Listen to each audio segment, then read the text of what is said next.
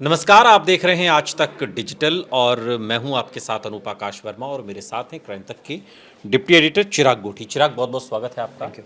आज 1 जुलाई है, 1 जुलाई साल 2024 और कुछ नए कानून एक तरीके से आज कहें तो बदल गए हैं क्राइम की दुनिया से जुड़े हुए। देश भर में आज रात 12 बजे से 3 नए आपराधिक कानून लागू हुए हैं और 51 साल पुराने सीआरपीसी की जगह भारतीय नागरिक सुरक्षा संहिता यानी कि बीएनएसएस इसकी जगह ले रहा है। भारतीय दंड संहिता की जगह भारतीय न्याय अधिनियम यानी कि बीएनएस लेगा और इंडियन एविडेंस एक्ट की जगह भारतीय साक्ष्य अधिनियम यानी कि बीएसए के प्रावधान लागू होंगे और महिलाओं से जुड़े ज़्यादातर अपराधों में पहले से ज़्यादा कठोर सजा मिलेगी। इलेक्ट्रॉनिक सूचना से भी एफआईआर दर्ज हो सकेगी। कम्युनिटी सेवा जैसे प्रावधान भी इसमें लागू होंगे और ये जो तमाम बदलाव हैं ये आज से लागू हो गए हैं। चिराग हमारे साथ हैं, क्राइम तक के डिप्टी एडिटर हैं आप, और चिराग से हम समझने की कोशिश करेंगे कि ये जो नए बदलाव हुए हैं इससे प्रथम दृष्टया क्या बदलने वाला है। चिराग, देखिए, बहुत टाइम से मांग की जा रही थी क्योंकि कहते हैं अंग्रेज़ों के टाइम के कानून थे, तो कुछ सरकार ने इस बारे में सोचा और इसको पार्लियामेंट ने पास कर दिया और अब ये इम्प्लीमेंट हो गया है आज से। ठीक है। इसमें जो पहला प्रावधान है मैं आपको बताना चाहूँगा, 1 जुलाई से पहले जो भी मामले इसके संदर्भ में दर्ज हुए थे, यानी कल तक जो मामले दर्ज हुए थे, वो पुरानी अच्छा, वो पुराने नियम पर हाँ, लागू वो रहेंगे। सीआरपीसी, आईपीसी और इंडियन एविडेंस एक्ट के अनुसार चलेंगे। लेकिन जो अब दर्ज हो रहे हैं, यानी आज पूरे देश भर में जो मामले दर्ज हुए हैं, चाहे वो दिल्ली ले लें, छत्तीसगढ़, ग्वालियर, सब जगह जो दर्ज हुए हैं, वो नई जो लॉज हैं जिसमें अब जो इंडियन पैनल कोड जिसको कहते थे, भारतीय दंड संहिता, अब वो हो गई बीएनएस यानी भारतीय न्याय अधिनियम हो गया है। इसी तरह भारतीय नागरिक सुरक्षा संहिता हो गया है, जिसको हम पहले सीआरपीसी बोलते थे, कोड ऑफ क्रिमिनल तो प्रोसीजर। ये नाम बदलने नाम के नहीं साथ बदला है, साथ कुछ और क्या कुछ इसमें? धाराएं हाँ, इसमें खत्म कर दी गई हैं, कुछ और प्रोविजंस ऐड किए गए हैं। ये मैं आपको बता दूं अपने दर्शकों को भी कि ये जो लॉ अब बना है ये महिलाओं को लेकर बहुत ज़्यादा स्ट्रिक्ट है। यानी अगर महिला ने पहले जो प्रोविजंस थे उससे ज़्यादा इसमें लिखे हैं। इसकी मैं आपको बताता हूँ। 1 जुलाई से जो नए कानूनों के तहत एफआईआर दर्ज हो रही है और उसी के अनुसार जांच, पूरा ट्रायल उसी के अनुसार होगा। एक तो ये बात बहुत स्पष्ट ठीक है। है। दूसरा, बीएनएसएस में कुल 531 धाराएं हैं। जो इसमें अब जो नया भारतीय न्याय कानून है, इसमें 531 धाराएं, जिनमें 170 प्रावधानों में संशोधन किया गया है। ठीक है। इसके अलावा 14 धाराओं को बिल्कुल हटा दिया गया है इसमें से। 9 नई धाराएं ऐड की गई है और 39 उपधाराएं जोड़ी गई हैं। पहले जो सीआरपीसी में थी वो 484 धाराएं थी। हम सबको पता है CrPC code of criminal procedure, यानी कि जो क्रिमिनल प्रोसीजर जैसा भी किसी केस का होता है वो क्या फॉलो क्या करेगा, मतलब आईओ कैसे इन्वेस्टिगेशन करेगा, कैसे वो आगे नोटिस देगा, ये जो पूरी प्रोसेस है वो उसमें बताया जाता था कोड ऑफ क्रिमिनल प्रोसीजर में। अब वो बीएनएसएस यानी कि भारतीय नागरिक सुरक्षा संहिता के द्वारा बताया जाएगा। ठीक है। इसी के अलावा जो इंडियन एविडेंस एक्ट थे उसमें कुल 170 धाराएं हैं। नए कानून में 6 धाराओं को हटा दिया गया है जो अब नया बना है। 2 नई धाराएं जोड़ी गई हैं, 6 उपधाराएं जोड़ी गई हैं। अब इंडियन एविडेंस एक्ट में 167 धाराएं हो गई हैं। तो अब इसमें बहुत सारी चीज़ें, अकाउंटेबिलिटी भी तय हुई है। यानी कि अकाउंटेबिलिटी की अगर मैं बात करूं कि अब ई सूचना से भी एफआईआर दर्ज हो सकेगी। हालांकि पहले भी प्रोविजन था, लेकिन अब जो ये प्रोविजन है, जैसे हत्या, लूट, गंभीर अपराधों में भी ई एफआईआर हो सकेगी। पहले ये नहीं था। पहले आप ई एफआईआर नहीं करा सकते थे अगर कोई संगीन जुर्म होता था, यानी कि आपके घर में अगर चोरी की, जैसे दिल्ली का मैं बता दूं आपको, दिल्ली में अगर आपके यहाँ चोरी हो जाए, कुछ हो जाए, तो उसमें आप ई एफआईआर दर्ज करा सकते हैं। या कुछ मिसिंग हो जाए, कोई आपकी चीज़ मिल नहीं रही है, गुमशुदगी जिसको कहते हैं, वो आप ऑनलाइन जैसे दर्ज मान करा लीजिए सकते मेरा हैं। पर्स चोरी हाँ, हो जाए तो पहले मुझे जाना पड़ता था एप्लीकेशन लिख के थाने में, अब वो नहीं होगा, नहीं, वो ऑनलाइन करा सकते पहले हैं। भी आप ऑनलाइन कर सकते थे, लेकिन पहले जो संगीन धाराएं थी, जैसे लूट की धारा होगी, तमाम धारा होगी, उसके लिए आपको थाने जाना पड़ता था। लेकिन अब वो भी आप ऑनलाइन कर सकते हैं। ये एक प्रोविजन नया ऐड सरकार की तरफ से करके, और मुझे लगता है इसका काफ़ी इम्पैक्ट भी होने वाला है। महिलाओं को लेकर ये कहा जा रहा है कि जो महिलाओं के प्रति या जो नाबालिग बच्चों के प्रति जो पहले अपराध होते थे उसमें और अब जो ये बदलाव हुआ है उसमें भी कुछ कठोरता आई है। उसमें क्या बदलाव है? देखिए, महिलाओं बच्चों के खिलाफ होने वाले अपराधों को बीएनएस में कुल 36 धाराओं में प्रावधान किया गया है। रेप का केस धारा 63 के तहत दर्ज होगा। अब जो पहले 376 होता था आईपीसी, अब 63 बीएनएस होगा। अच्छा। इसके अलावा धारा 64 में अपराधी को अधिकतम आजीवन कारावास और न्यूनतम 10 साल की सजा का प्रावधान है। इसी की 64 है। जैसे धारा मर्डर है 302, तो मर्डर की पनिशमेंट भी धारा का डिफरेंट सेक्शन है। सेम इसमें भी यही प्रोविजन रखा गया है। ठीक है। इसके अलावा 12 साल से कम उम्र की पीड़िता के साथ रेप पर अपराधी को 20 साल की सजा का प्रावधान है। ये देखिए नया इसमें, और आजीवन कारावास मृत्यु दंड का प्रावधान है। तो ये तो चीजें, ये जो मैं कहीं पढ़ रहा था आजीवन कारावास, अब वो 14 या 20 साल वाले आजीवन मतलब आजीवन है, ऐसा नहीं है नहीं क्या? ऐसा नहीं है। ये तो पहले से ही शुरुआत से ये क्लियर है कि 14 साल बाद ट्रैक रिकॉर्ड चेक किया जाता है, ठीक है। और उसके बेसिस पर एक जो जेल अथॉरिटीज जो एक रिव्यू रिपोर्ट देती है, उसके बेसिस पर ये तो अधिकार होता है सरकार के पास, ये अधिकार होता है कि भाई वो रिलीज करे। ये प्रोविजन तो है, हालांकि लाइफ इम्प्रिजनमेंट मतलब लाइफ इम्प्रिजनमेंट ही होता ठीक है, है, लेकिन ठीक एक है। प्रोविजन है। ठीक है। इसके अलावा एक और इसमें है, मॉब लिंचिंग को भी अपराध के दायरे में ला दिया गया है, जो कि पहले हम जैसे शरीर पर चोट पहुंचाने वाले अपराधों को धारा 100 से 146 तक एक्सप्लेन किया गया है। हत्या के मामले में 103 धारा के तहत मुकदमा होगा, और 111 में संगठित अपराध के लिए सजा का प्रावधान है। यानी कि आप ये सोचिए कि कुछ चीजें इसमें ऐड ऑन की गई है। जो ऐड ऑन की गई है वो मैं आपको बता देता हूँ, जो सबसे अहम है इसमें, जैसे मॉब लिंचिंग, टेररिज्म से रिलेटेड केसेस, ठीक है। इसके अलावा महिलाओं से संबंधित केसेस। इन केसेस में ये कहा जा सकता है कि सजा भी बढ़ा दी गई है कुछ प्रोविजंस में, और कुछ में जो है वो उसमें ट्रायल भी एक अवधि निश्चित की गई कि इतने समय तक ट्रायल हो जाना चाहिए इस तरह के केसेस का। ठीक है। और एक कुछ पॉलिटिकल जो चीज़ें होती हैं, राज्य सरकारें अब राजनीतिक केस मसलन पार्टी वर्कर्स के धरना प्रदर्शन और आंदोलन से जुड़े केस एक तरफा बंद नहीं कर सकेंगी। आमतौर पर ऐसा होता था कि एक फला पार्टी के लोगों ने प्रोटेस्ट किया और बहुत हंगामा हुआ, सारी चीज़ें, बाद में उनकी सरकार आई तो उन्होंने अपने मुकदमे वापस ले लिए। ये एक तरफा बंद नहीं होंगे। धरना प्रदर्शन उपद्रव में यानी यदि फरियादी आम नागरिक है तो उसकी मंजूरी लेनी होगी।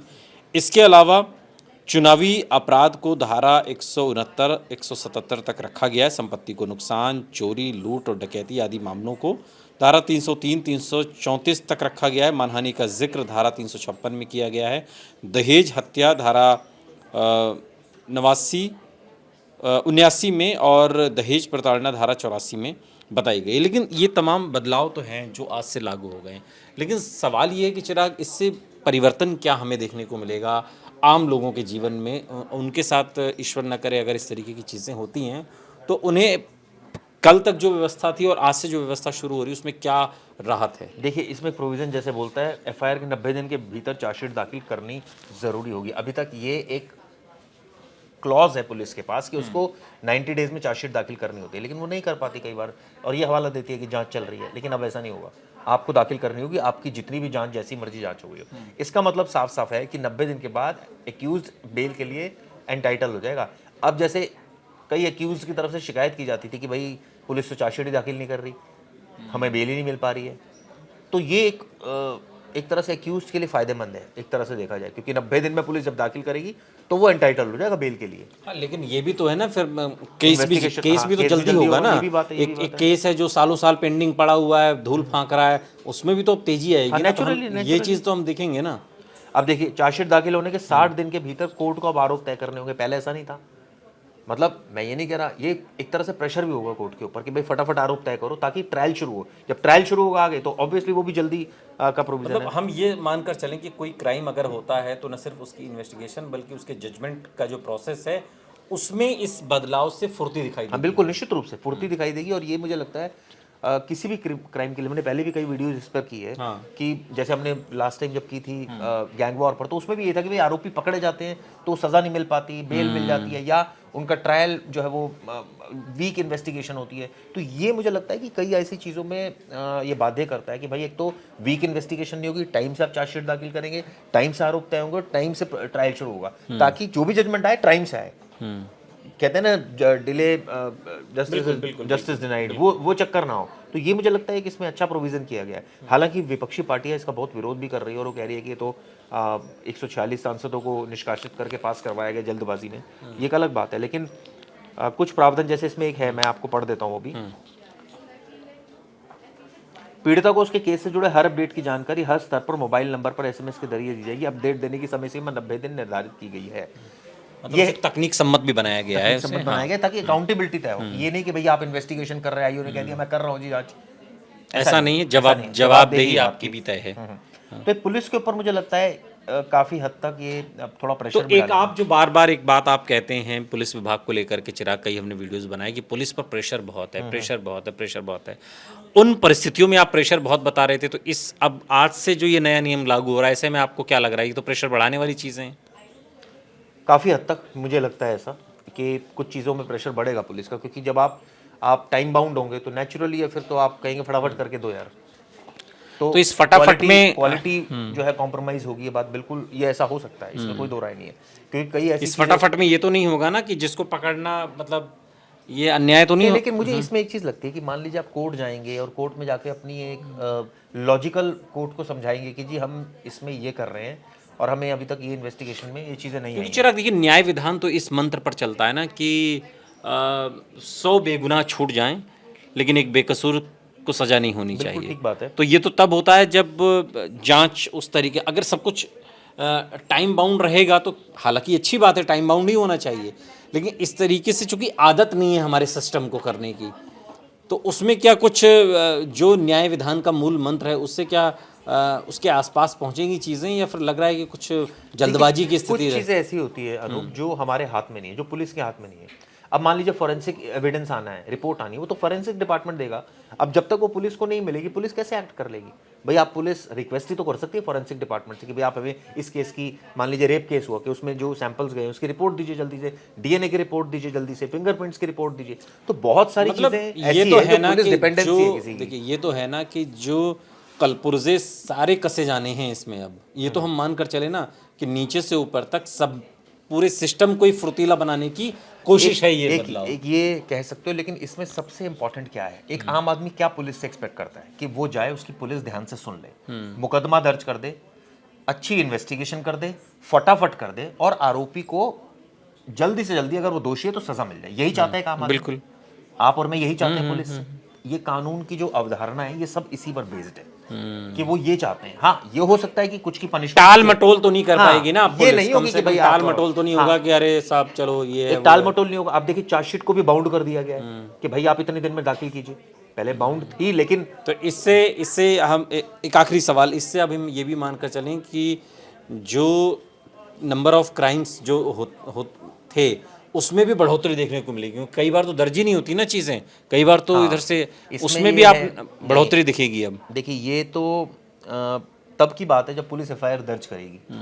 इसमें ये तो नहीं है ना कि हर केस की एफआईआर आप ठीक है ऑनलाइन दर्ज करा लेंगे। ये एक बड़ा प्रोविजन है कि आपने बिल्कुल सही सवाल पूछा, कई हेड्स बढ़ जाएंगे, क्योंकि अब जब ऑनलाइन की फैसिलिटी मिल गई तो आदमी अपने आप ऑनलाइन कराएगा उसको, वो he will not depend on the police कि भाई वो तो जब ऑनलाइन में अपने आप में एक डेटा है, अपने आप में डेटा है, तो नेचुरली वो राइज होगा। जो पहले पुलिस छिपाती थी वो अब छिपा नहीं पाएगी। तो ये एक अच्छी चीज़ है ना कि भाई एटलीस्ट मुझे याद है एक सीपी का मैं इंटरव्यू कर रहा था, उन्होंने एक चीज़ बोली थी, कहते कि मैंने सब पुलिस वालों को बोल रखा है अपने थानों को कि एफआईआर दर्ज करो। मैंने कहा तो डाटा बढ़ जाएगा, अगर कोई बात नहीं, डाटा ही तो बढ़ेगा, एक्चुअल स्थिति तो हमें पता लगेगी, हम जवाब देंगे कि जी पहले वाले दर्ज नहीं करते थे हम दर्ज करते हैं, ये फर्क है। तो मुझे लगता है एक तरह से ठीक भी है, ठीक भी है कि अगर आप एक्चुअल रिपोर्ट पेश करो, कम से कम पिक्चर तो साफ हो गई, इतने मुकदमे दर्ज होते हैं आपके यहाँ, बिल्कुल, और आप दर्ज ही नहीं कर रहे हो, फिर आप कह रहे हो जी आम आदमी की सबसे बेसिक समस्या यही है। आप बताइए, दर्ज ही नहीं होती, दर्ज ही नहीं होती। आप ही बताइए बेसिक समस्या क्या है? मैं दिल्ली की बात नहीं कर रहा, दूर दराज के हर जगह हाल यही है। पुलिस मुकदमा नहीं दर्ज करती, जब मुकदमा दर्ज करती है तो जो सेक्शन जो सेक्शन धाराएं लगानी वो नहीं लगाती है। अब उसके बाद चार्जशीट टाइम से फाइल नहीं करती है, आरोपी को बेल मिल जाती है, जो कि पुलिस का धर्म होना चाहिए कि ना मिले अगर वो दोषी है तो। बिल्कुल बिल्कुल, ये तो पुलिस की जिम्मेदारी है, टाइम से चार्जशीट फाइल करे। उसके बाद जब सुनवाई पर आती है चार्जशीट के बाद चीजें, तो गवाह या तो हॉस्टाइल हो जाते हैं, आ नहीं पाते, ट्रायल डिले होता है, वो एक जो न्याय प्रक्रिया है ना वो एक ध्वस्त हो जाती है, आदमी का जो मॉरल है वो टूट जाता है। बिल्कुल, उसका न्याय से कई भरोसा सालों उठ तक वो जाता है, न्याय की चौखट पर बैठा रहता है और उसको न्याय नहीं मिल पाता। तो ये सारी चीजें ठीक होनी चाहिए लेकुनास, तभी तो एक और ये उसका एक कहें तो हम एक ग्रीस तैयार किया गया है उस मैकेनिज्म या कह सकते हैं। लेकिन इसके इतर एक और चीज है, ये तो तब चीज है जब कोई क्राइम कर देगा उसके बाद की स्थिति। सरकार इस दिशा में भी काम करती है कि क्राइम कोई करे ना, यानी कि जो बहुत सारे जिसको कहते हैं फैक्टर्स होते हैं जिनमें गरीबी, बिल्कुल वो तो है, वो एक डिबेटेबल इशू है, बट ये भी एक बहुत बड़ा कदम है कि बहुत कुछ बदल जाएगा, ये उम्मीद तो अभी करना जल्दबाजी होगी। लेकिन हाँ इतना तो है कि इससे जो सिस्टम अब तक चला आ रहा था उसमें थोड़ी सी तेज़ी, थोड़ी सी फुर्ती आपको ज़रूर दिखाई देगी। बहुत बहुत शुक्रिया चिराग, थैंक यू विस्तार से इस तमाम जानकारी के लिए आपका।